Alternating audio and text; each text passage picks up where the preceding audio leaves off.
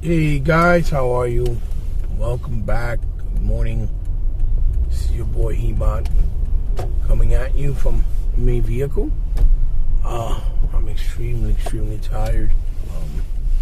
I had a bad night. Literally slept only 2 hours. I had to get up and bring my daughter to work. But it's not her fault. It is what it is. So I figured on the trip home, since it's kind of a little wet, I'll make a quick video. I'm going to be a devil's advocate in this situation. I want to talk about my thoughts about why scalebound. Although I completely understand the negativity from everybody, from all sides. My brother E-Rock did a video, and he said what he said. He was within his right, and I can't really argue and say he was wrong, because a lot of the things he said was absolutely right. I wholeheartedly agree, and I wholeheartedly understand what he's saying and his sentiments. I really do. But obviously, we're all different people, so I have a little bit more of an attachment with, let's say, Platinum Games than E-Rock does, because their history is very rich and vital, and I know a little bit more in depth about things that went on and didn't go on. Not to say that what they have done and did was absolutely tasteless, unprofessional, and really not worthy of any type of opportunity whatsoever, as far as a business aspect from it, right? But there's a couple of things I want to bring up and talk about, and hopefully you guys will hear me out. There's a lot of you guys that maybe might not agree with me, and that's okay, because I'm not trying, to come off as that I'm being easy on them, that I'm trying to be soft on the situation. I just see a bigger picture right now, and a window of opportunity that I wholeheartedly believe will make sense and help Microsoft long term, big time. One of the things my brother E-Rock mentioned, that he feels that we don't need the Japanese or the jab crap, how he says it, being funny, because that's just abbreviated. Obviously, it's not a racist term in any way, shape, or form. That because the talents over there are very old and very relicy, and a lot of their structures of their games is just too old school. And the truth of the matter is, he's very right. A lot of the Japanese stuff that comes out even today is very relic, is very old. They haven't really evolved. But in this case with Platinum Games, that's where I feel he has a disconnect, because he said himself he didn't really play Vanquish, and he only played a little bit of Bayonetta.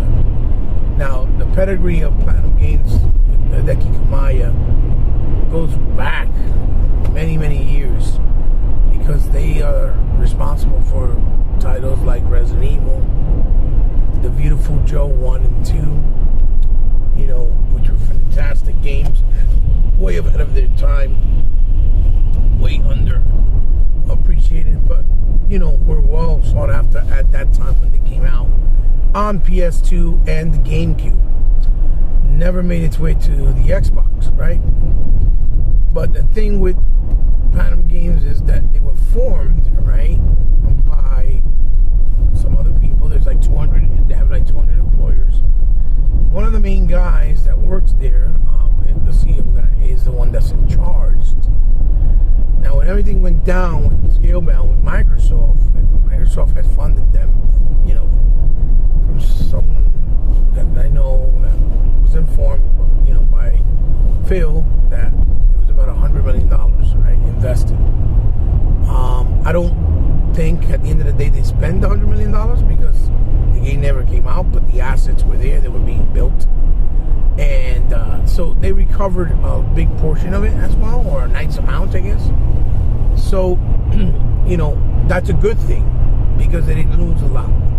But the other thing that I want people to keep in mind is that that investment that they did and those assets that they created, they still exist. They're still there.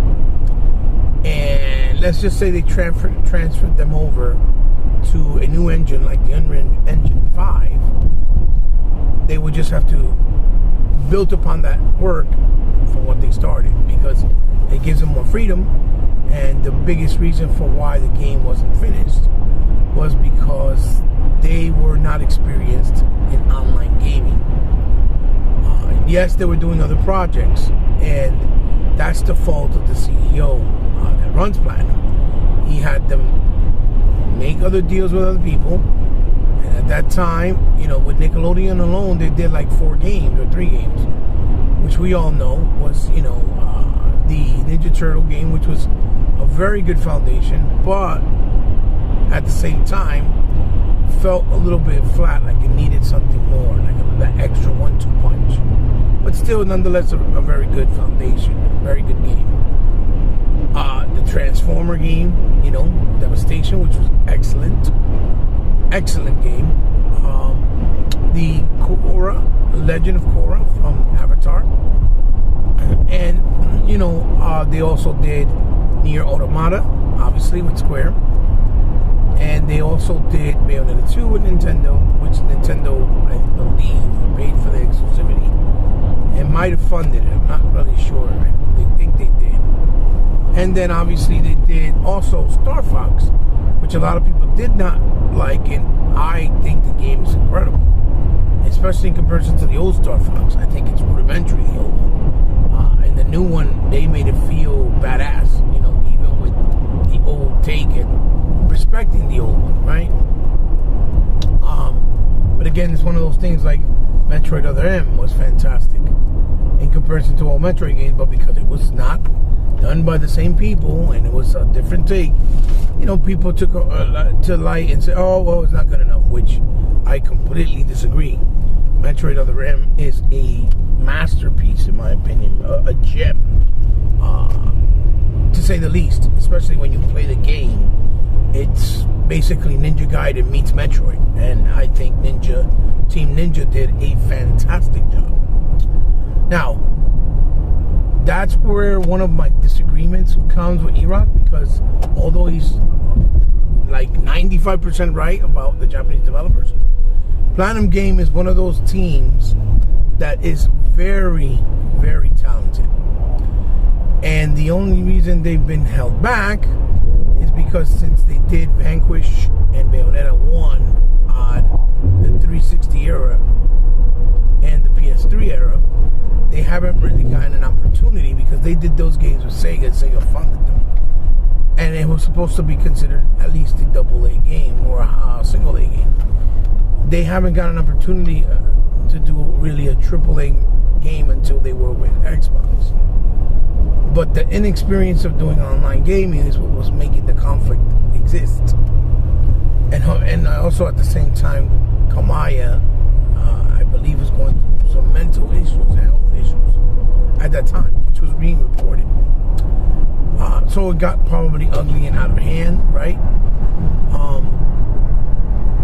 And I completely agree. You know, I know it was very unprofessional, but the beauty of this in this case is that we've never seen a company or a Japanese company, for example, right? Ever. We've never seen them, right, apologize publicly. And this didn't just start now. It started a way back, but it was trickling, even though people feel like it was 6 years. It wasn't really 6 years. It started like maybe 2 years in, 3 years in, where they were doing interviews with Kamaya and some other developers, and they were saying, you know, that it wasn't really that way, and, you know, that they would like to work with Xbox again. And Kamaya even got drunk in one podcast and was begging Phil, saying sorry, he would love to Scalebound again. And kind of spilled the beans all completely there, right? And humiliated himself, to be honest, because people made a lot of fun and memes about it. Now, that tells me that they know they fucked up, right? So, since they fucked up, that means they're holding to what they did wrong, right? And that's, I think, what makes this situation very unique in comparison to any other situation, because they apologize publicly, right? Which is a good thing, especially for Microsoft, because it lets all these other people that were hating and foolish, right, that they were wrong. And now they got to eat the crow, right? So, the same way they talk crap about Fable Legends, which I also played the demo, and I really loved it, because I thought it had a lot of potential, even though it was very different, right, than traditional Fable. And a lot of people didn't like it, but I loved it, and E-Rock liked it, right? I thought it was beautiful, and it had a lot of potential. Especially if they would have done it with campaign, with, you know, what they were trying to do, always online style as well, mixed together. But the biggest difference that people keep forgetting is Fable got canceled, yes, but now they're making Fable again. So you're still going to get a Fable. And the biggest difference with that situation compared to Scalebound is Microsoft owns the IP, they repatented it, but Scalebound never came to fruition and never became a reality. It was something that someone like myself and a lot of other people, whether people like E-Rock, for example, and other people don't care, there are some that do, right? And I'm not talking about the trolls and the haters and the dummies that talk shit when it was canceled. No. I'm talking about the people genuinely that cared and that are Xbox fans that wanted it from the beginning. Because there are videos on my channel where it shows where I went in and gave my piece about what I thought they did and how unprofessional and disgusting and, you know, they acted, and I thought it was not cool at all. But the biggest difference is we didn't get to play Scalebound. So we had no idea if it was going to be good or not. And that right there in itself, even though, again, like my boy E-Rock, he don't think that he feels that because we didn't play it, we shouldn't worry about it. I feel differently. Absolutely differently. I completely disagree with that thought and process, because the idea of not being able to play a game that looks potentially very awesome or that has a lot of potential to be great is very appealing, or should be very appealing to all gamers, right?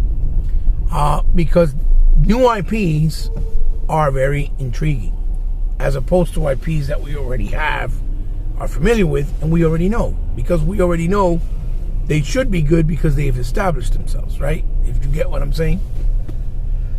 And the idea of Scalebound being a mixture of Panzer Dragoon, right, which was what made me fall in love with the Sega Saturn on top of everything else, mixed with Devil May Cry combat, right, in different worlds, right, or planets or different lands in the sky and in the air and in the ground, where you control your dragon and have combats with the dragons as well. I think it's fantastic. I think it's amazing. And I really want to see that still to this day, right?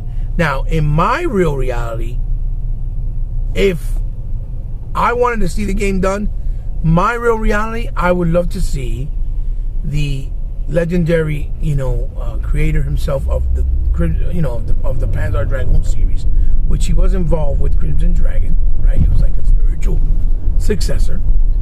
And the legendary Tobunobu Itagaki that did, of the Ninja Gaiden fame, which I think he's absolutely fantastic as far as making action adventure games. And this is the reason why I said that we should be celebrating the idea of it, Scalebound, being done, and not just look at the messed up aspect of it that happened business-wise when everything went down the way it did. Because the biggest sore thumb that Microsoft has right now is they do not have enough Japanese style-esque games on Xbox. that are quality, that are AAA from a AAA developer, or a developer that has a lot of potential to be AAA and do AAA quality games. And this is a window for them that is perfect, because all those other Japanese games that come out, they only come out on PlayStation and Nintendo. And they don't have to fight, they don't have to beg, they don't have to do deals. They just put them there. And in this case, they're willing to do it if Microsoft gives them the chance. And all the bets and all the bets and all of the rules are in Microsoft's hand, right? They can put all the ultimatums, all the stipulations, and run the show completely. Like, okay, we're going to let you do it. We're going to take a chance with you one more time. But if you do this wrong and you screw up, then this is going to happen, this is going to happen, and this is going to happen. Put stipulations that you'll take full ownership of the company, or that you have to pay them completely everything for all losses and wages. And if that means you have to shut down, then you have to shut down, period. And that will tell you right there, by them making this offer, if Platinum Games is going to be serious or not. Because if they accept and they do it, then that means they're serious. Because the stakes are way higher, with a lot more sacrifice, that can potentially just close down the entire studio, right? Because I know Tencent has a stake on them, but it's very small and very minimalistic. So they're not going to keep on supporting them if they make them lose all this money that they're not funding, and Microsoft is giving it to them to provide to fund Scalebound. You see what I'm saying? And that would be one of the stipulations that I would put, that no ownership, no percentage of the intakes for the game will go to Tencent, because they're fully funding it, not Tencent. Microsoft is. So that's why I see it as all win-win for Microsoft. There's no lose-lose situation here. It's nothing but win-win, because they cannot, Microsoft's not going to take it lightly. If they made a deal with them to do this game, they're not going to take it lightly and say okay and not put some ultimatums where they're going to have to pay the consequences. And at the same time, it opens up the window for them to have another game on their portfolio that has the Western and Japanese feel that they are so lacking right now, so that they can have all those genres of diversity that they have on top of what they already have on their portfolio. Because Microsoft right now, they don't really need help, from other people, like, E-Rock pointed out and stuff like that, because they have a big catalog. But they said we're going to continue to buy. And a lot of this stuff started because I think Phil sent some flowers to Kamaya.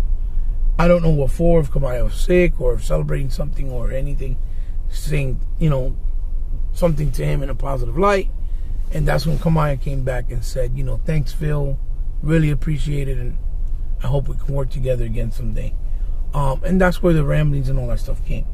But again, like I was trying to tell you before, in my real reality, I would much rather have somebody like Tomonobu Itagaki do the combat system of the world, and the legendary, iconic director for Panzer Dragoon to do the dragon aspect of the world. And then they could write the story together and whatever the RPG elements they want to combine. But make it really like badass action adventure with the RPG, because I think that would be incredible. I've always been a dragon fan since I was little. Dragons were something I loved. The mystical creature, I love dragons. That's why I think it appealed so much to things like Conan and He-Man. And back in the day, I used to always play a lot Alicia Dragoon on the Sega Master System. Or was it Sega Genesis, I believe? I think it was Sega Genesis. Which I completely loved and adored, because there weren't a lot in Dragon Spirit, you know what I mean?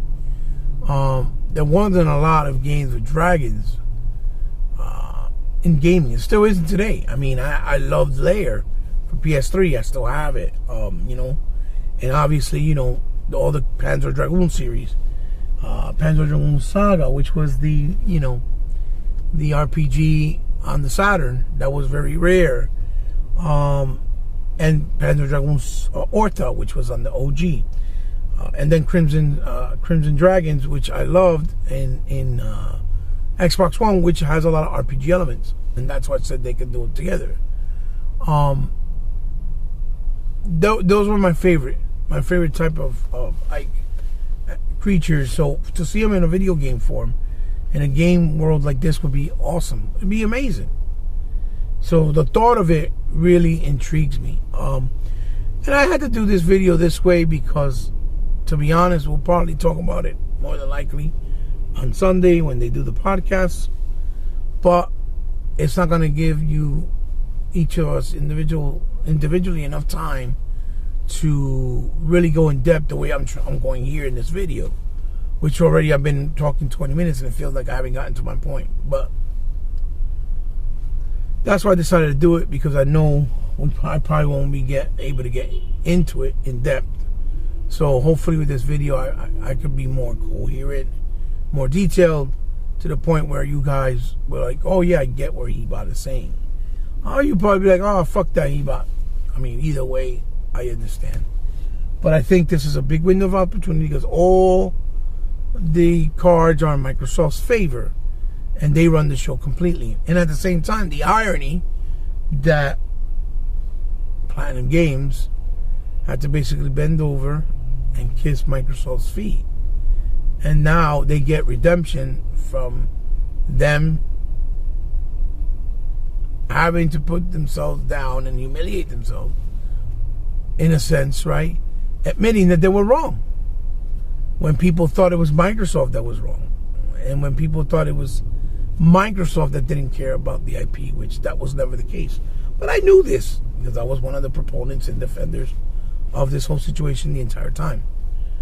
You know, but I believe in an opportunity of second chances, especially when it plays out in favor of the person that was never at fault, or that was never in the wrong, because that works in the favor of that person to like be able to get redemption. And that's how I'm looking at it, with that point of view, and at the same time, we benefit from the fact that the game is back, right? Yes, there's other developers like Ninja Theory that could probably try to do it, but they already have a lot of projects they're doing anyway. But again, Platinum Games is a top tier developer as far as Japanese developers. Many people don't realize how good they are, because a lot of their games just failed because people did not buy them. They didn't support them. And, you know, I'm talking about games like Mad World, which was absolutely incredible on the Wii, and so different and so artistic, and it was fantastic. Anarchy Reigns, which was another great game, a different style that they made. Bayonetta 2 is a masterpiece on the Wii U and Switch, because they ported it over. And a lot of people never really touched the game. You know, like E-Rock, my brother himself admitted he didn't. He didn't even beat Vanquish, and Vanquish is probably one of the greatest games of 360 in that era. If he actually played the whole game, he's gonna find out real fast, but he probably never got a chance to get to it, because he's too busy playing Assassin's Creed for 100 hours. But again, you know, he likes Assassin's Creed, for example, and with good reason. You know, he's very valid points. And a lot of people don't like it, because even though it's very authentic and it has a lot of great value in the production, right? You know, a lot of people don't like the way the combat structure is, or how it feels, right? Or because it's in the way it's structured as far as an open world and things like that. So again, that doesn't mean Brother E-Rock doesn't have a point of how he feels it's so one of the best games of last gen. So it's the same way that you would think that I try to present to him, that you have to think about that you can't act like because you don't like Japanese games as much, or you don't like Platinum as much as a studio because you really don't have a lot of games that you played from them or connection with them that other people within the community of Xbox or in the gaming industry period are not going to appreciate or like or welcome with open hands something like the possibility of Scalebound coming back with Platinum Games. And like I said, I completely agree with his sentiments. I feel like that myself in a lot of ways, but I feel like since they apologized and it wasn't Platinum Games' fault per se as the whole team, it was mainly the CEO's decision making, that this is a time for the redemption for them and for Microsoft to do something that a lot of people have been yearning for because of the fact that it's different, and also because of the fact that what's up, boss? Her back up so she can. Oh, sure. You just want behind you. No problem. And then the fact that Microsoft is going to come out of the situation, no matter what, looking like the heroes and the good guys. Plus, they get to show off and not show off, but to celebrate that they were in the right the entire time, and that they were the ones that had to be, that they're the ones that get to be celebrated and, respected, that they were never wrong and that everybody else has to eat crow because they were wrong. You know what I mean? Like the haters, the trolls, the dummies that were always on Twitter, like, E-Rock mentioned, which is true, 100% true. Y'all got no games. That was the only reason I was going to buy an Xbox, which was all bullcrap. Because if they were going to buy it, they would have bought it. That was just a nice excuse. Yeah, it hurt a lot of people that actually cared, like myself, to see what the project was going to offer. Especially when I saw the 4-player component and they showed the dragon with Phil's name on it and the other dragon with Kamaya's name on it. It really amped me up. I was really looking forward and genuinely looking forward to the game. I was really hyped because I wanted to play it. And I feel a lot of people probably felt the same. Maybe not as big as, others who want to play something like Doom, obviously, but I think enough that it would have made the game a pleasant surprise and successful. And I think that it would be a nice game for the catalog of Xbox as well. That is lacking. Microsoft needs more action-adventure games as well, in the vein of something like God of War, but better executed, obviously, or something like Tomb Raider with better execution, right? That is different, a fantastical world with amazing characters and amazing combat system and story, all that good stuff, which I think Platinum can deliver. And I think that a lot of the things they've done as of late has fallen short, like Astro Chain, for example, on the Switch, and maybe possibly even Bayonetta 3, because of the lack of hardware and the lack of budget. Because if you look at the idea of having this game now run on Unreal Engine 5, or even the id Tech engine that they use for Doom on the Series X, for example, oh my God, my mouth just waters up. I could only imagine how good and how amazing this game will be. So that's my point of view. I'm not trying to make excuses. I'm not trying to justify what they did, because they were wrong. And like I said, I would prefer for Tobunobu and the master legendary creator of Panzer Dragoon to do it if it was up to me. But Tobunobu has been very vocal, saying he wanted to do a game again with Microsoft, with his team and his studio.